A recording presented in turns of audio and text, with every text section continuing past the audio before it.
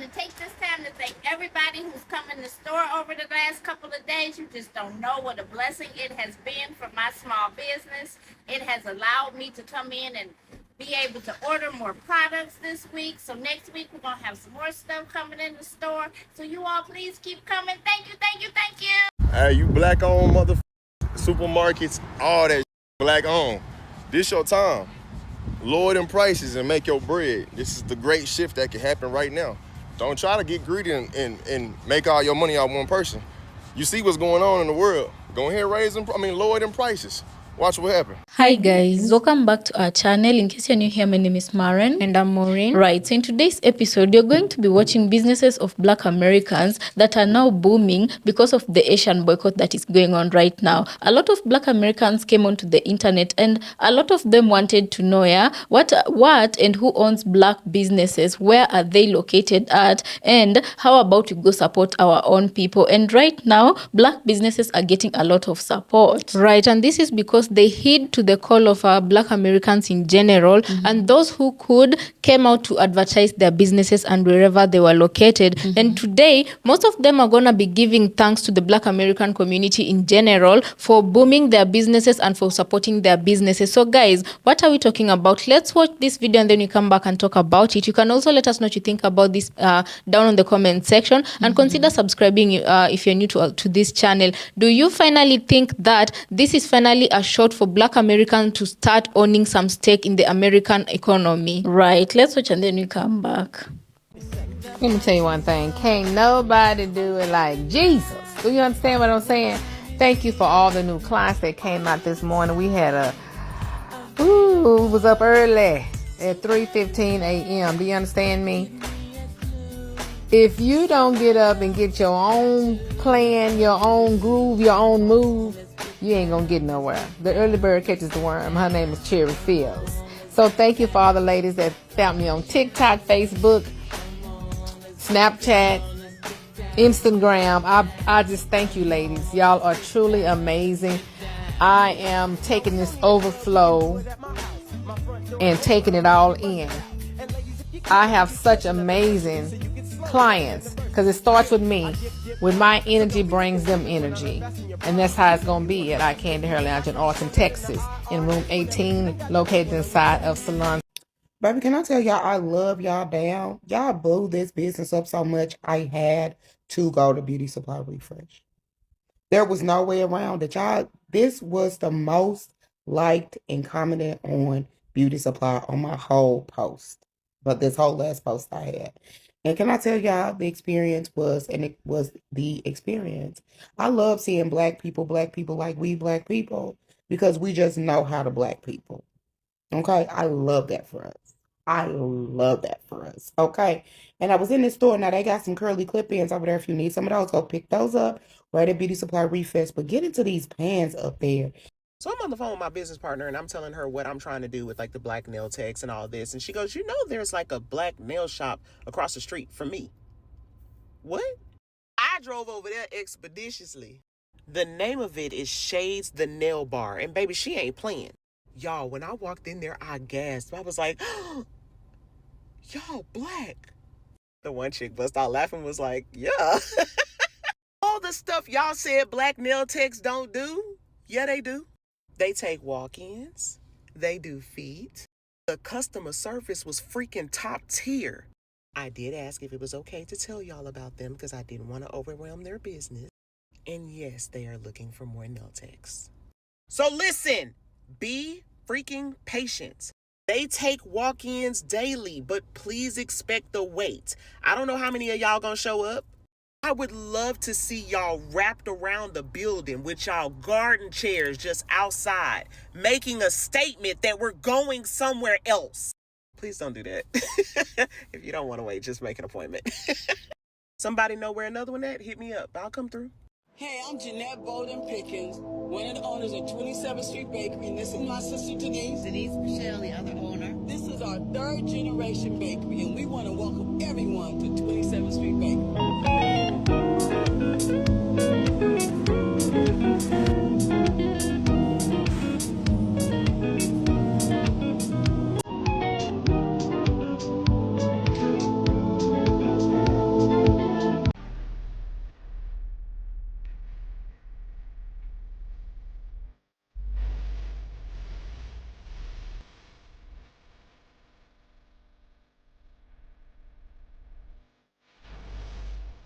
Hi, everybody. I'm Melody Winston. I'm the senior executive here at Living Fresh Market. My father, Dr. Bill Winston, is our lead pastor at Living Word Christian Center. He owns this whole 33-acre shopping mall from Patillo's to Taco Bell, and I've been working for him for 25 years. 5 years ago, we decided to take the keys from the last tenant who was here in order to run a store that could give back to our community, be a part of outreach, and also create some new entrepreneurs. There were plenty of people who had ideas and they wanted to figure out how to get them on the shelf. Well, we helped them get them on this shelf in here. And once they get on this shelf, they can go to Walmart, they can go to Jewel's, they can go to Kmart. Well, not Kmart, but you get the picture. But we're about creating entrepreneurs' legacy and also our next generation, teaching them how to run a grocery store. It's not impossible. I learned it, they can learn it. And so we're here to give back to the community. We want to do a barbecue grilling event every month. So just so you know, so this is our first one. And so we want to be able to have our pit masters come. We'll introduce a new one every month. Next month is a female. I can't wait for y'all to meet her because she's down there in Carbondale, Illinois. She's going to come on up here and show us her skills. But this week, it's a backyard barbecue boys, and they're more local, but they are pit masters. They understand their craft, and they want to be able to give you some insight on how you can make your grilling better. And so we offer a tasting of each item for you, but we also want you to go in and shop, get to know our store, and also be a part of our 60-second shopping spree, where we have 4 winners the last Saturday of every month. So we're excited about doing this. One of our church members actually is sponsoring the 60-second shopping sprees for everybody today. We want to thank her for doing that. We want to invite her out today. Hopefully she can get here and everybody can get a chance to meet her. And she's amazing. She used to own a ton of McDonald's. She's a black McDonald's operator. And so, you know, it's just about a part of being community legacy and pulling folks together. And we can all do this and win together in this game called life. So I just want to thank you guys for coming out. I want to invite everybody who's on social media watching us now, come on out to Living Fresh Market, 7530 West Roosevelt Road in Forest Park, Illinois. See you soon. All right, thank you, everybody. A black woman fired from Microsoft has opened Chicago's only black-owned grocery store. Hi, I'm Liz, and I'm the owner of 40 Acres Fresh Market. You probably know us for having the freshest and bestest produce in town. On January 20th, 2018, we opened our first produce pop-up market in Chicago's Austin neighborhood, and we have not looked back since. We are driven by the simple belief that every hood should be healthy. Boy, y'all got them Asians hot. Y'all saw that guy that got on his platform and he was talking about, yeah, boycott Asians. We'll leave y'all community and see what y'all have. He was like, y'all won't have Chinese restaurants. You won't have the Chinese dry cleaners. You won't have the liquor stores. You won't have the Asian market. You won't have Jordan. Oh, boy, he was rattling it off. But here's the thing. That might apply up north. It doesn't apply to the south because they don't own no Chinese dry cleaners in the south. If they do, they're far and few. The liquor stores, you guys don't own the monopoly on that either. Not in the south. Black, white, Asian, Indian. So that doesn't apply to you. The nail supplies, the nail salons, yeah, you guys have majority of that. But guess what? White people know how to do it. So do African Americans. We'll find somebody to do our damn nails. Also, he was talking about the clothes and stuff. Yeah, we shop from Temu because Temu is cheap. Yeah, you can take a 7-day cruise and you get 25 outfits for $50. Wear it one time, look for that business, throw that shit in the trash. We don't care. And he was talking about the Asian market. Well, a lot of black people don't go to the Asian market anyway, you know. And talk about the Nikes again. The Nikes, your Jordans. Michael Jordan gave it to you guys to make over there in China because they were cheap labor. It wasn't because he preferred you guys. It was just cheap labor. So stop making them. Everybody got a pair any damn way. We don't care. But to come out there and to raise Cain like that shows that you're scared. Because a lot of you guys up north are in poor black communities. So you depend on the black community to feed you. Then he talked about, yeah, we pack up and we go to our own community. We have our own communities. Okay, fine. So guess what? Have your Chinese restaurant, your Chinese dry cleaners, your nail salons and everything in your community. Why come to the poor black people? Because you're not in the prominent white people neighborhoods. Hello. So again, we really don't care. I don't eat Chinese food like that because I'm not Chinese. You guys would go in your store, you about hurry up and buy, so I don't even buy. And I do my nails myself because over the years, you guys do a worse job and you want more money. So no, I do mine at home, and guess what? We've been doing our nails for decades. So we got a chick in the garage right now somewhere doing acrylics. So you be okay. So again, make that be a wake-up call, because they're talking pure cash shit about black people, and what we will lose if we stop patronizing them. We will lose a goddamn thing. So y'all be all right. So boy, bye. But let there be a lesson. You give your money to people that don't value you at all. They just want your dollar. Hurry up and buy. Hurry up and buy. So think about that next time you walk into an Asian establishment and they treat you like shit. Are you going to still give them your money, or are you going to walk away and give it to somebody else? Food for thought. Just saying. Yo, my boy built an app, and y'all gonna like it, and you better go sign up. Hey, you guys, I built like a Put it to your face. like a black Amazon. It's called Black. It's black-owned businesses that you can shop from around the world. It also has 50,000 black-owned businesses, brick and mortar, that are in your neighborhood that you can shop. So I hope you guys all download it. Thank you. He ain't hoping for shit. You better do it.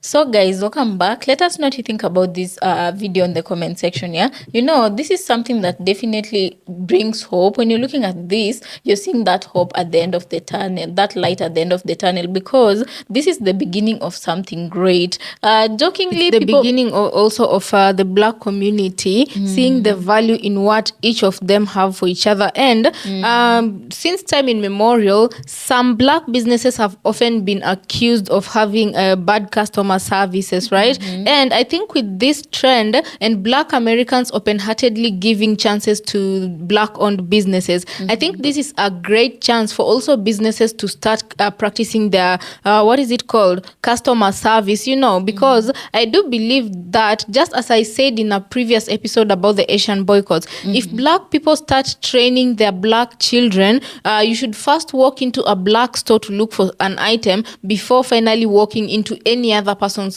store. If you've not gotten that item, let that other person's store be a second or a last option to you. If we start training our kids this, they will grow up giving black businesses a chance. Right. Let me just remind you something, right? China did not get to where it is right now just by a day's work. It took generation to work on them.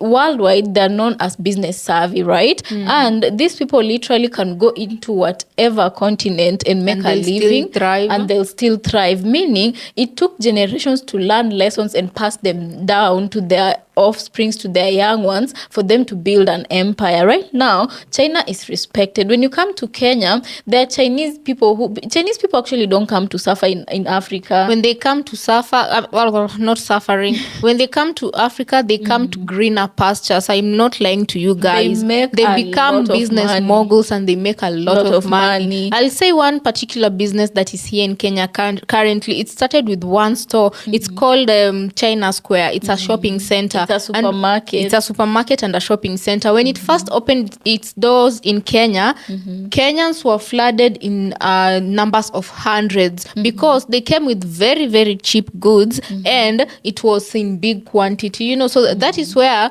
not only Chinese, but a lot of Asian businesses, that is the model they operate with. But it doesn't mean that black-owned businesses should also start with cheap products. Whatever products you're selling to people, so long as it's quality and it's good and with good customer service, you will come onto the internet and you'll be smiling like some of our speakers today, the way they're coming to the internet and they're thanking the internet for directing people their way. Right. And when you do something so much, you become knowledgeable. They say practice makes perfect, right? You're going to acquire skills and knowledge that you're going to be passing to people in the black American community, you know. And this is something that is going to grow and it's going to sprout into something very beautiful, yeah? There's a lady who was fired by Amazon. Was it Amazon? There's a lady there who started 40 acres fresh markets, and I would say it's really looking good. And I do believe just from the name 40 acres fresh markets,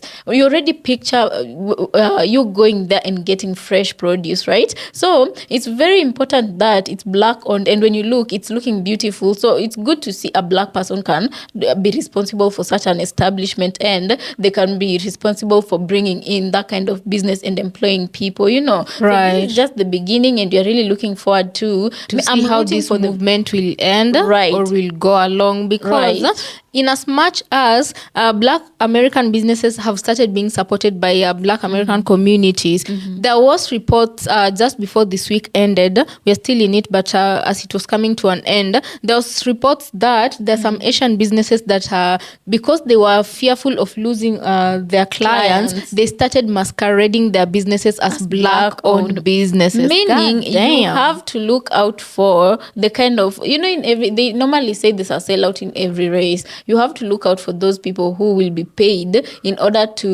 for their identities to be used for businesses to be saved, right? Right, of which, you know, if and when you find such people marrying, you really cannot do anything to them, you because can't control how at the end of the day, you can't control how people act. At the end of the day, they too are making money, and that is an opportunity they've been brought forward to make money. So as a person, anything really, right? And as a person, you know what you want. Those who want to go to Asian businesses, they are free to do so, and they'll still go whether people protest or not. But those who've decided wholeheartedly whether there is a camera there or not, whether there is an accountability police there or not, they'll still go to black-owned businesses. Those people will still find themselves in a black store.